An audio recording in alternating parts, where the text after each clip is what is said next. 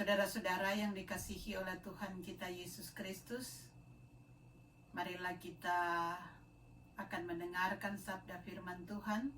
Tapi sebelumnya mari kita berdoa. Ya Tuhan, dalam persekutuan kami pada saat ini, kami rindu untuk membaca dan merenungkan sabda-Mu. Karena itu kami mohon kepadamu, urapilah kami semua dengan kuasa Roh Kudus-Mu, agar kami mampu untuk memahami akan kebenaran firman-Mu.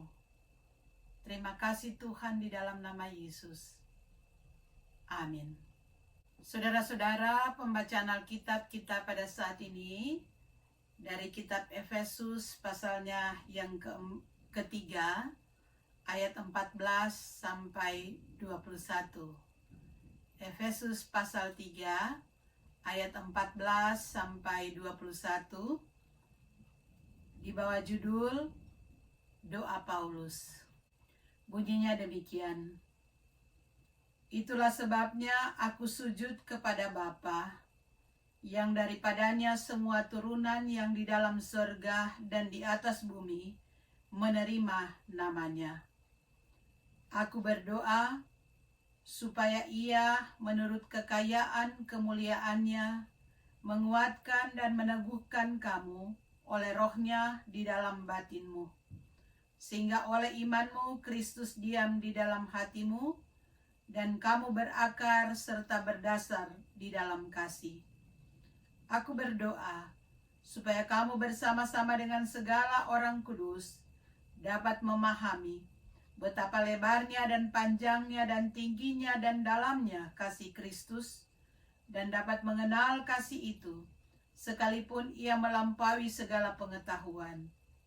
Aku berdoa supaya kamu dipenuhi di dalam seluruh kepenuhan Allah. Bagi Dialah yang dapat melakukan jauh lebih banyak daripada yang kita doakan atau pikirkan, seperti yang ternyata dari kuasa yang bekerja di dalam kita.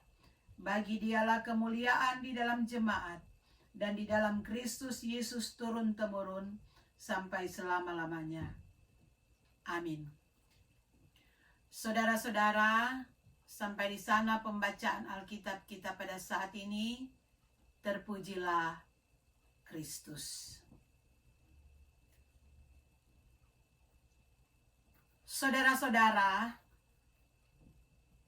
pada masa-masa sekarang ini,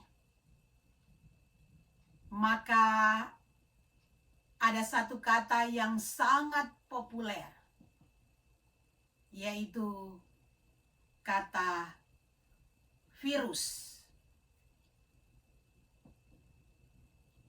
Dan berbagai macam upaya yang dilakukan oleh manusia agar supaya setiap manusia mempunyai imun yang kuat untuk menangkal masuknya virus-virus ke dalam tubuhnya. Karena itu kita lihat pada masa-masa sekarang ini, saudara-saudara, banyak sekali anjuran-anjuran yang disampaikan. Kita harus makan makanan yang bergizi.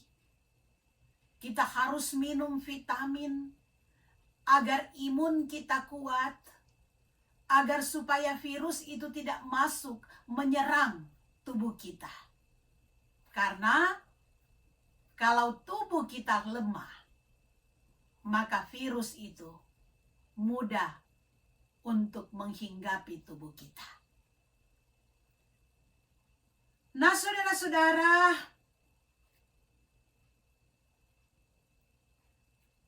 berbicara tentang virus,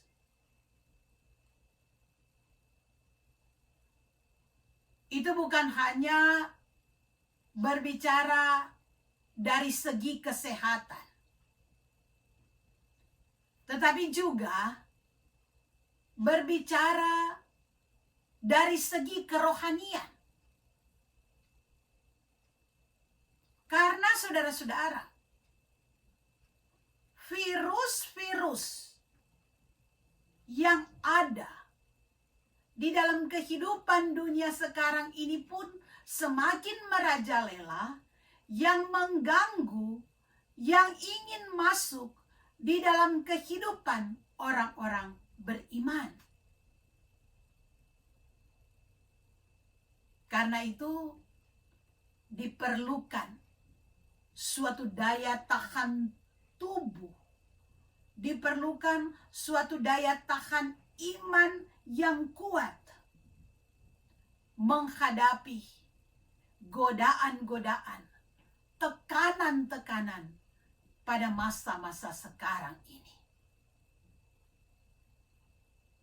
Jadi diperlukan suatu daya tahan yang luar biasa agar iman kita terjaga.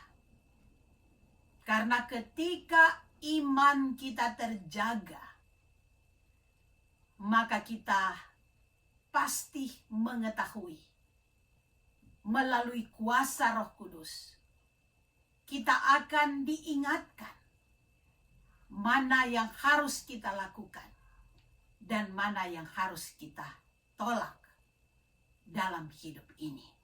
Karena saudara-saudara,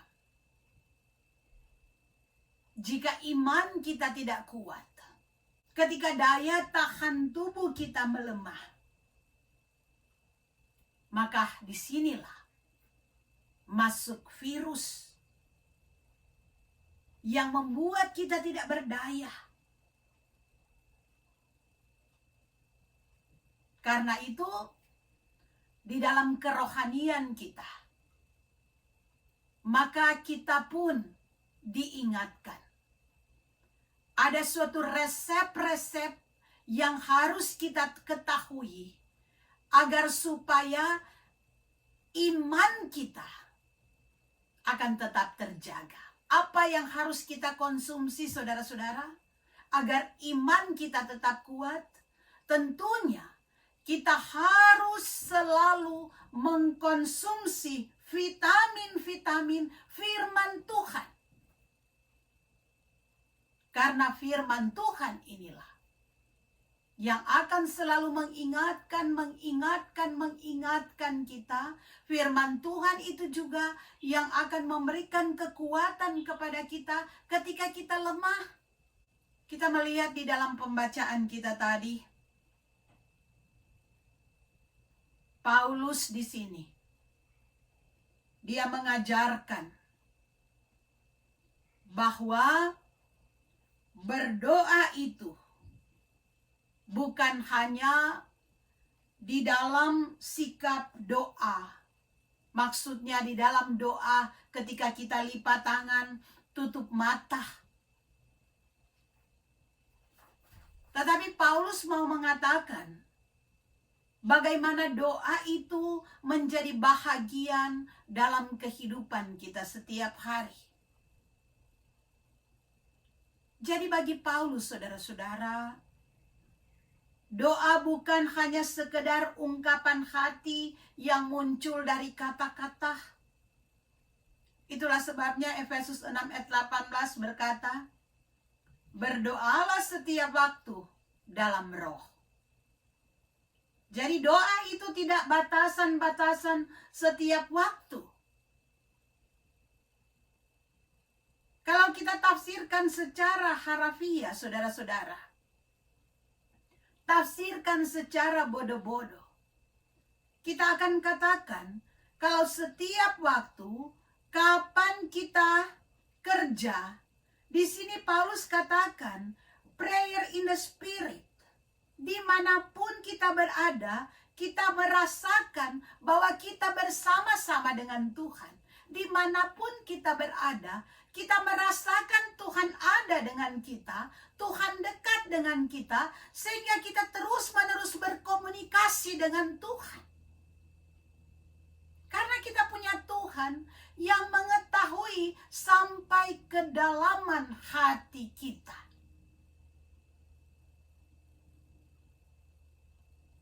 Di dalam pembacaan kita, saudara-saudara, ada 3 kali Paulus katakan aku berdoa. Di dalam ayat 16, ayat 18, dan ayat 19. Ada 3 hal saudara-saudara yang Paulus minta kepada Tuhan untuk jemaat yang ada di Efesus.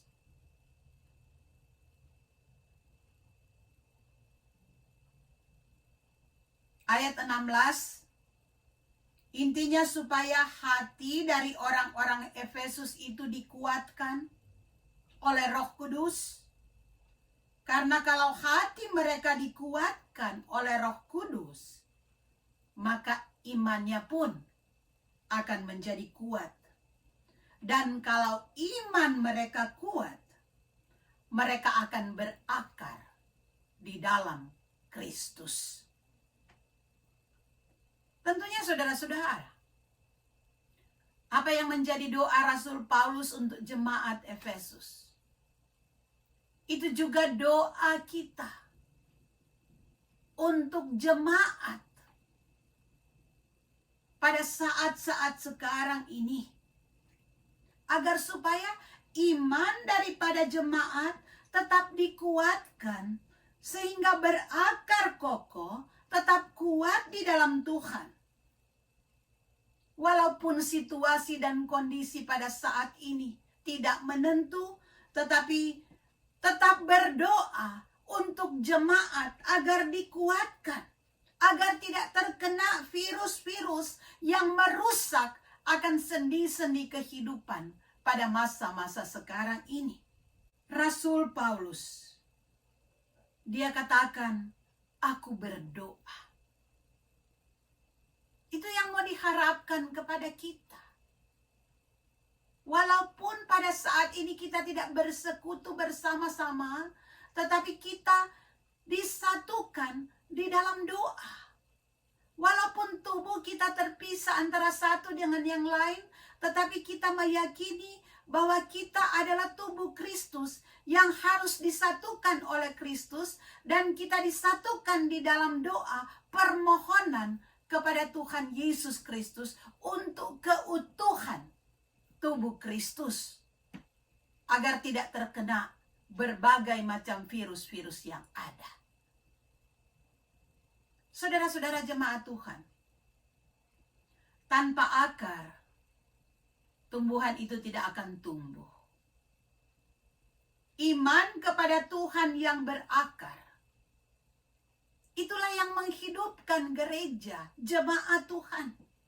Itulah yang memperkokoh gereja ketika jemaat Tuhan yang adalah tubuh Kristus berakar di dalam Tuhan.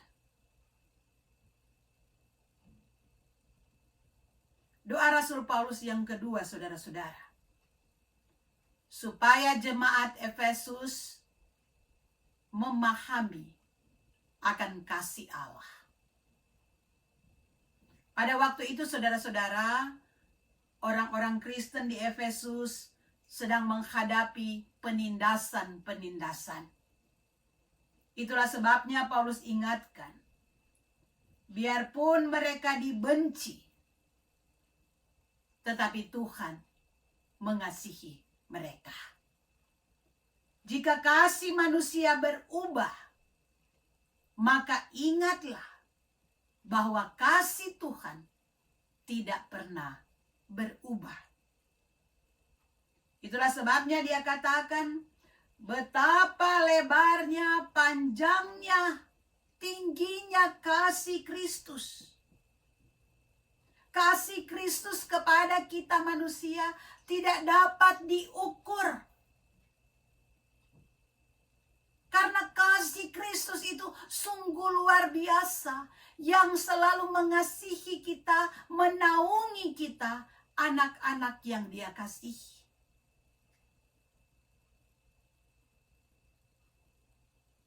Jadi saudara-saudara,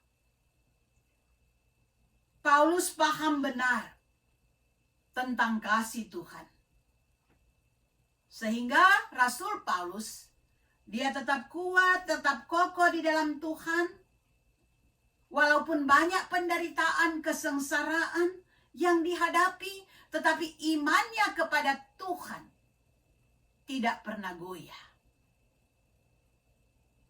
Karena apa, saudara-saudara? Karena kuncinya dia memahami dengan benar betapa besar kasih Kristus.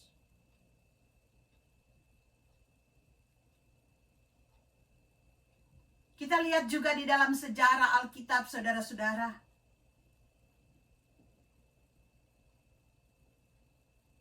Karena memahami kasih Tuhan, membuat Petrus siap mati disalib terbalik. Kasih ini juga yang memberikan banyak keberanian kepada martir-martir. Kasih ini yang memberikan keberanian kepada orang-orang di dalam menjalani situasi, dalam menjalani berbagai macam pergumulan. Saudara-saudara, doa Paulus dalam pembacaan kita, biarlah juga menjadi doa kita semua, agar kita selalu paham tentang kasih Yesus, sehingga kehidupan kita tidak diwarnai dengan sungut-sungut. Ketika kita paham tentang kasih Yesus, apapun yang kita alami, maka kehidupan kita tidak akan diwarnai dengan kekecewaan, tapi kita menjalani kehidupan ini dengan berserah kepada Tuhan. Karena kita percaya Tuhan Yesus sangat mengasihi kita. Ini yang memberikan kekuatan dalam kehidupan orang-orang beriman. Dan doa Paulus yang ketiga, saudara-saudara, agar mereka mengalami kepenuhan Allah. Memang kita menyadari bahwa tidak ada manusia yang sempurna. Karena kesempurnaan itu hanya milik Tuhan. Namun paling tidak, saudara-saudara, sikap hidup kita di dalam keseharian kita akan mencerminkan bahwa kita adalah anak-anak Tuhan. Rasul Paulus tidak ingin menguji tindakan mereka dari ukuran sendiri.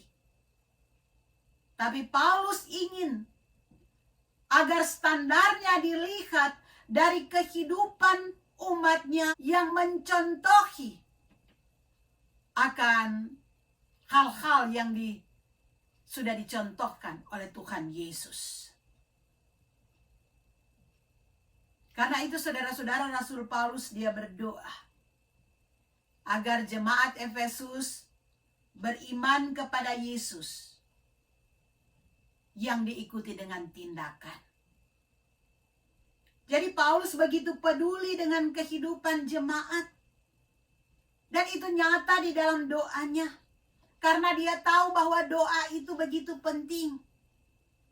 Kita lihat ketika Musa berdoa, maka Tuhan membuat lautan luas menjadi highway bagi orang-orang Israel. Ketika Daniel berdoa, maka Tuhan menutup mulut singa.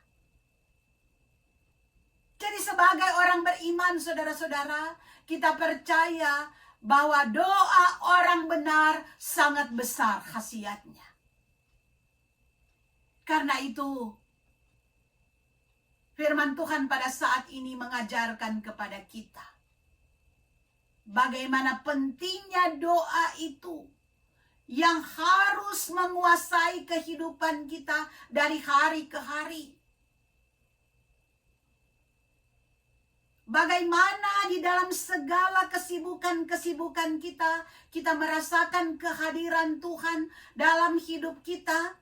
Sehingga karena kita merasakan kehadiran Tuhan, maka kita mampu untuk berbicara dengan Tuhan, mampu untuk selalu berkomunikasi dengan Tuhan, mampu untuk selalu mendekatkan diri kepada Tuhan dalam segala situasi dan kondisi. sehingga kehidupan kita dipenuhi dengan kuasa Tuhan. Karena kita dipenuhi dengan kuasa Tuhan, hal-hal yang kita lakukan di dalam kehidupan sehari-hari, kita diterangi oleh kuasa Roh Kudus. Dan karena Roh Kudus bekerja kepada kita mampu untuk membedakan mana yang baik dan mana yang tidak baik. Karena kuasa Roh Kudus ada di dalam kita, maka kita akan semakin kuat di dalam iman kepada Yesus Kristus. Dan salah satu hal yang harus kita selalu lakukan, dengarkanlah suara Tuhan melalui firman Tuhan yang selalu diberitakan kepada kita dalam segala situasi, dalam segala kesempatan. Tuhan memberkati kita. Amin.